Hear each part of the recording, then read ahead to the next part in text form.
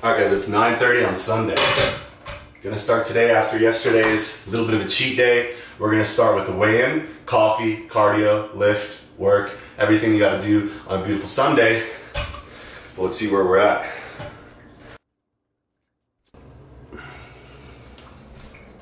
So 2:05, it's probably freezing outside today. It almost snowed last night, so I'm gonna go freeze my coffee before in just 20 minutes. So put the clothes on, get it done, come home, have a hot shower. Doesn't take more than a half hour to do it, so just gotta get moving. All right guys, so today we weighed in at a big 204 point something. Going to that 225 pounds at arm burst weight. If I could be 225 here without being obese, that would be pretty sweet. Neff Beanie crew checking in on Amazon.com. Oh yeah, it's like 50 degrees out, so believe it or not, when I leave my hood and go about a mile up onto Colorado Street or Colorado Boulevard, I'm on 13th, and if I go all the way past where would be First Street, about 3 blocks was a 24-hour fitness, and then 2 miles after there's another 24-hour fitness. So I'm thinking, since today is just a pull day, it's not a very intense day, it's kind of just get in there, do the work. Hopefully I can bench tomorrow, or I'll go super hard today and then take tomorrow off and then bench. But either way, I can do all that at 24-hour fitness. It's not worth the 20-minute drive it is to arm burst. So I'm gonna go in there, I'll try to film a set of each exercise, but the one I'm going to, I know it's very dark inside. So I'll show you guys how beautiful part of the drive is going there on this Sunday late morning. But if it's packed, if it's dark, the footage is gonna suck. Let's go hit this pull session. Hopefully we run into some cool lifters. You guys, let's go do this. Lights.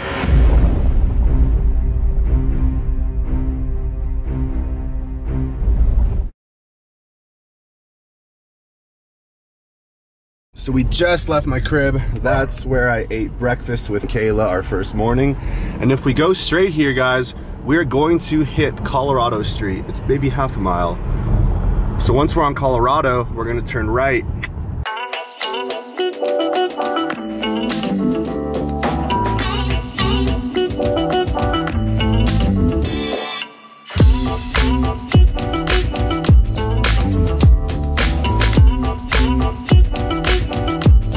All right guys, so Cherry Creek on the right, 24-hour right there.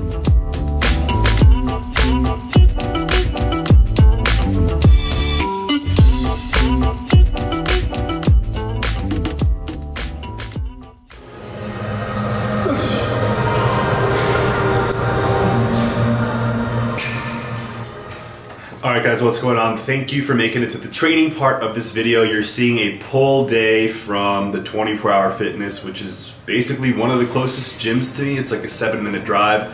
So all in all, filming there was actually pretty good. Everything kind of worked out. It was a little bit busy, but as far as places to put my camera and there just being good space for where I want to do my stuff, it's actually kind of perfect. So that works out. The pull-up bars are great. It took me a little while to locate these, but both cable sections that are next to each other have an entire straight bar across the top with no interruptions, nowhere where you're gonna bang your head, nowhere where you get a false grip or anything. So it's basically like a giant double-length barbell just hanging off across the top, which is perfect. So I did do a 5x5 there. I didn't film every single set because I didn't feel like it. I just wanted to film 1 set per exercise basically, but we at least got 3 sets filmed.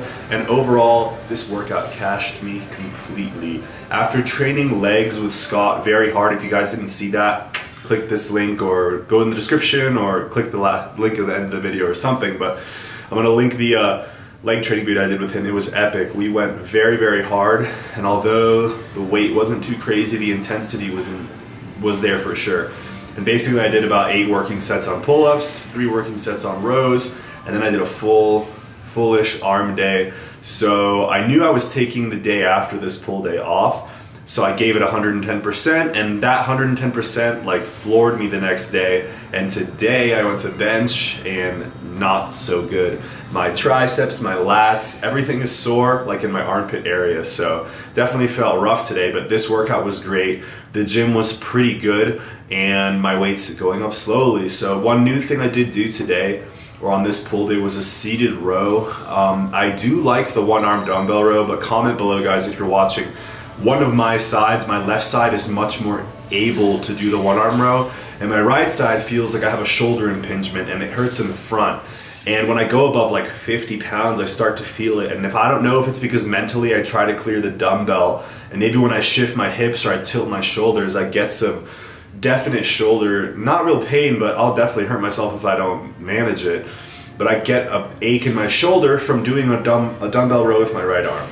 So if you guys want to comment below, you have the same problem. I really don't know what it is. I assume it's some sort of shoulder positioning when I'm trying to get my hips out of the way. So when you tilt your hips, your shoulders tilt. And it's kind of a mess, so I may go away from the dumbbell, the one-arm dumbbell row, and go to a seated row. I don't like the idea of using a machine, but honestly guys, you're just pulling something into you. So if you're using your back, it doesn't matter if it's a barbell or anything at all. If you're doing the exercise correctly, it's gonna be worth it. It's just not that fun to progressively overload on something that isn't a barbell. But my goal isn't to get a big seated row or a big barbell row. My goal is to get my bench up while getting my pull-ups up and getting my legs stronger. So there's a lot to do. That for me is plenty. Mastering the bench has been killing me, and I'm trying to gain weight, so what I'm doing in the gym now on bench is easy. And when I improve on my pull-ups, I'm pulling up a heavier body weight. And when I'm doing legs, well, hopefully I'll be doing much more weight, and then I don't have to do any direct back training or hyperextension of my back, because I'll be handling heavy weights all the time, and I won't need to directly train my back if it's not a priority or for a sport or anything. So anyways guys, I'm rambling a little bit. Like I said, there was a lot of footage that I got this day. A full pull session, and then 2 exercises for biceps and 2 exercises for triceps. So my most high volume upper body day, and honestly 1 day of resting wasn't enough. To do legs and to do pull with arms and rest, I didn't feel well today. And you guys will see that in the footage from the bench video, but my body weight is up. I'm just not recovering as fast as I would hope to be, but it is what it is. It's part of the game when you push yourself and when you're really trying to get past a limit that you have reached. Not that you've set yourself, but a lot of us will reach certain reasonable limits, and when you need to break through one, it's freaking hard. But that's what we gotta do this holiday season, because all I want for Christmas is gains, I think. What about you guys? Peace. Alright guys, so turns out filming there was actually excellent. Location's really nice. It's close to where I live. And yeah, by the cables, there's a good place to set up the camera, good places for like drinks and your bags and whatever. So actually worked out pretty well. The crowd was whatever. But what do you expect on a Sunday? So maybe we'll meet some cool lifters, get some bodybuilders in this. But so far, not bad. Can't complain. Alright guys, first thing Monday morning, got in my fasted cardio. Today is an off day on the road to 225. We'll just call this not day 1, but maybe we can call this day 1 of road to 225. Like I said, 20 minutes of fasted cardio got done, and I weighed in right beforehand at 204.6. So I'm gonna stretch, weigh in, and today's a day off, guys. My plans for the rest of November is to sign and work with some of you guys, as I announced in a previous video. I'd like to try to make a video every day for you guys, just to give you guys some good information, something to listen to while you're doing your cardio, something to listen to while you're folding laundry, while you're taking a dump, taking a shower, cooking your meals. That's what it's all about. That's what I like to do with YouTube, is learn while I'm doing that's a word, tasks. And yeah, so I'm gonna stretch, show you guys my weight, spend the whole day eating, and another one of my goals for November, aside from you know, just trying to crank out a video every day and do it quickly and efficiently with actually some benefit behind it, definitely a big goal of mine, is to get recertified by NASM. I know it sounds real elementary, but I do want to apply to every gym in the area. I do want to train people privately, and since my NASM certification is expired, I'm gonna reread the whole book and relearn what I need to learn for their test to make sure I know it. And on the 27th, I have my test date. So it's possible I might fail it, just because there's a lot of information specifically to their system that they want you to know, and see what kind of employment I want to get out here other than just doing YouTube part-time and coaching people part-time. I'd love to do this full-time, but again, I don't want to put all my eggs in one basket, so my quads feel. I'm gonna finish this up, weigh in, and then that's it for today, guys. So I'm gonna get busy studying, get busy with you guys, and let's have some fun, stay entertained, stay positive, and stay making some gains. 204. You wanna stretch?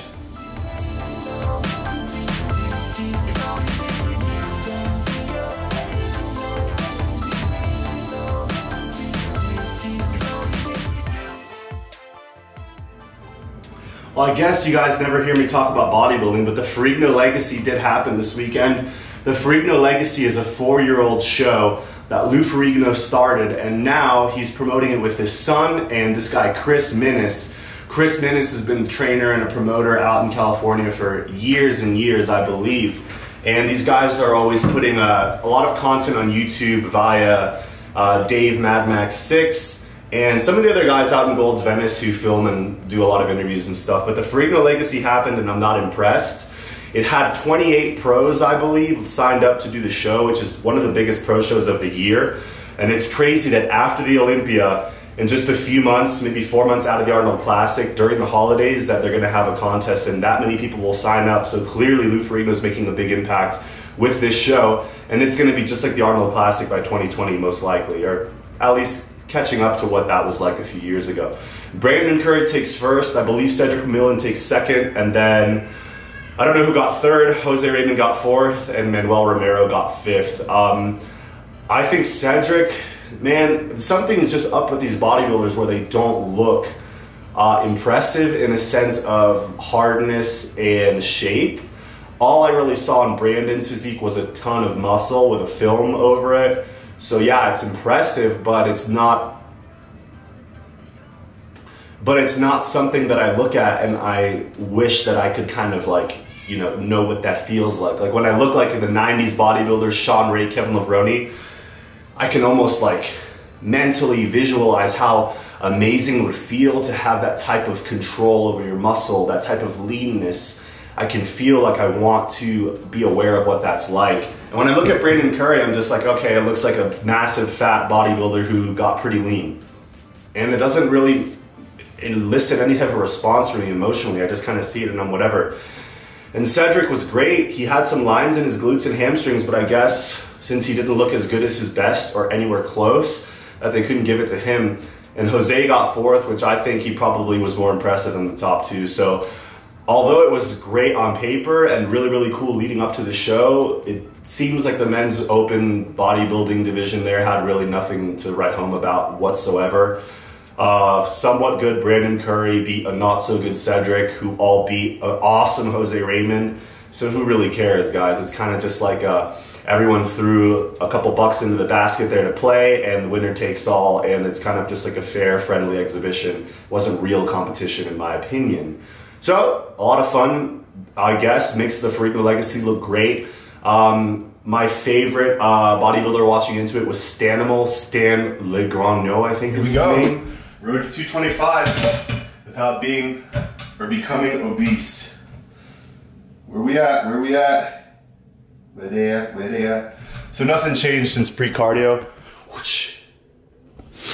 And I'll see you guys. Oh, by the way, my memory card got full when I was talking about Stanimal, or I was talking about stretching and then something and then the Ferrigno Legacy. So if I didn't cover it, I just wanted to shout out Stanimal, Stan Legrandneau, or whatever his name is, and I'm a huge fan of his, and I'm not impressed with the Ferrigno Legacy. So I'll go back and rewatch the tape and maybe I'll give a little opinion on it later in the video. But that's it for today. So time to work. Wow.